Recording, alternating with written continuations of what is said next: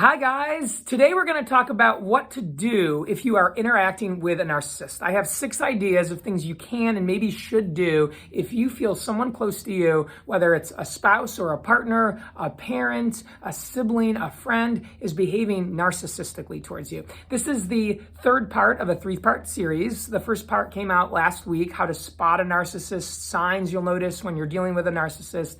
Part number 2 just came out a couple of days ago, what not to do if you're interacting with a narcissist, and today is day 3.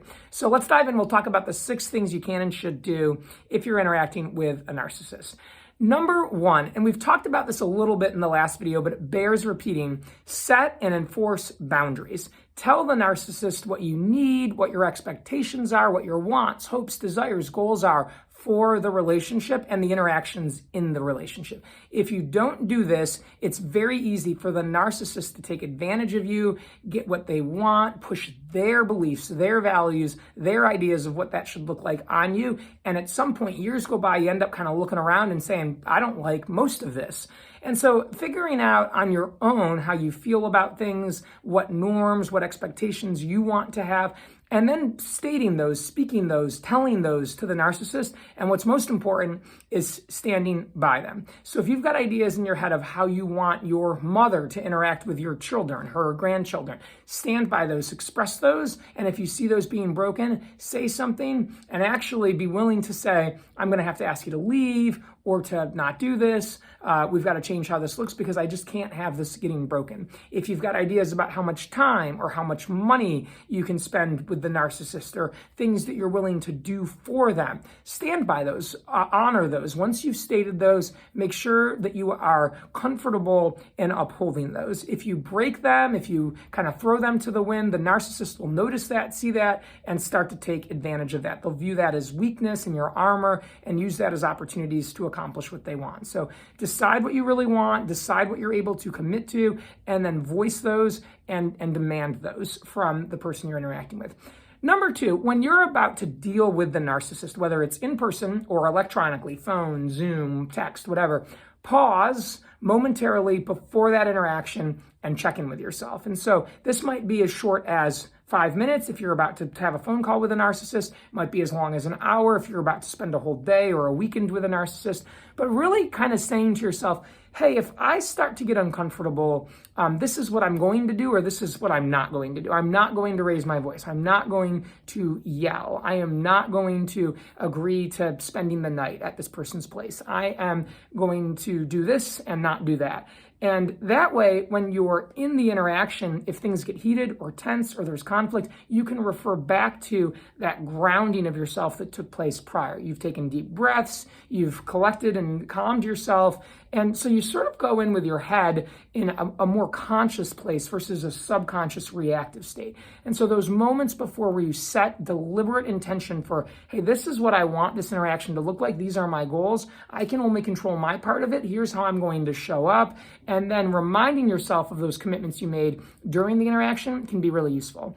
With that being said, number 3, make sure to observe what's going on when you interact with a narcissist. And this includes observing them, but it also includes observing yourself. Take the time to notice how the interaction is going. Don't get so caught up in it that you're just in it. It's almost like a part of you should be a third-party bystander observer of what's going on. So you might notice, hey, my hand is starting to shake a little bit, or my voice is trembling, or I've raised my voice an octave, or I'm speaking more rapidly, or I'm sweating, or my palms feel sweaty, my heart is racing. These are signs of stress. These are signs of overwhelm, of tension. So if you get into a position like that, but you're noticing it, that allows you to say, hey, you know what, we need to take a pause here. Let's actually pause this conversation, come back to it later. I don't think this is going well. Or, I need to actually exit or remove myself from this situation, or we need to change the subject, or we need to make this look a little different. So when you're taking time to notice the other person's behavior and your own behavior,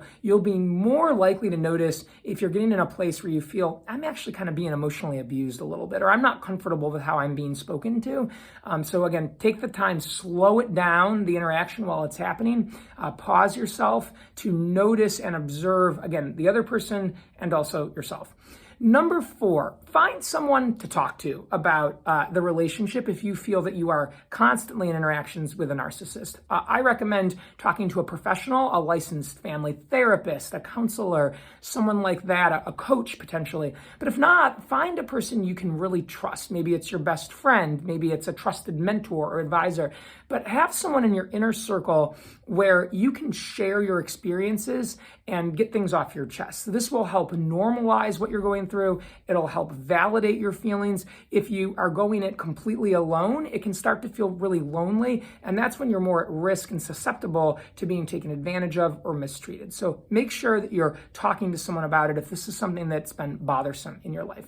Number 5, take plenty of time away from the narcissist. And that can be tough if this is a spouse or a parent, but it's important to figure out a way to do it anyway, for you to have self-love, to connect with yourself, to check in with yourself, and to kind of ask yourself, hey, am I okay? How am I feeling about my life? Does interacting with this person make me happy? What are the things that don't make me happy about it? Whether it's taking a bubble bath or going to the spa or playing golf with the buddies or going to a happy hour and watching sports, or whether it's really just you going on a walk or journaling or doing something alone, make sure you get time where this person isn't in front of you.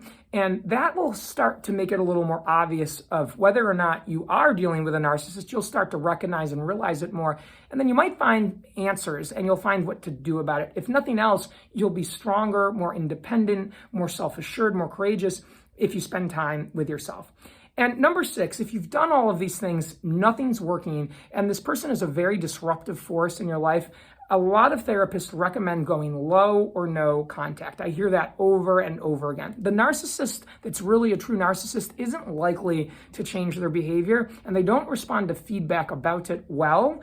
And so oftentimes the best course of action is to just pull them back from being a central figure in your life. Again, if this is a family member, it can be challenging, but ultimately saying I'm going to reduce my contact with them to a level I'm comfortable with, or I'm going to go no contact altogether if this person's been highly abusive, those can be winning strategies. So I hope you guys enjoyed this. 6 things, again, that you can do if you're dealing with a narcissist. I know it's not easy, that much is for sure, but hit me up, open some dialogue if you want to talk about these. Would love to hear other strategies that you've used that have also helped and worked. With that, everybody make a great day. Enjoy.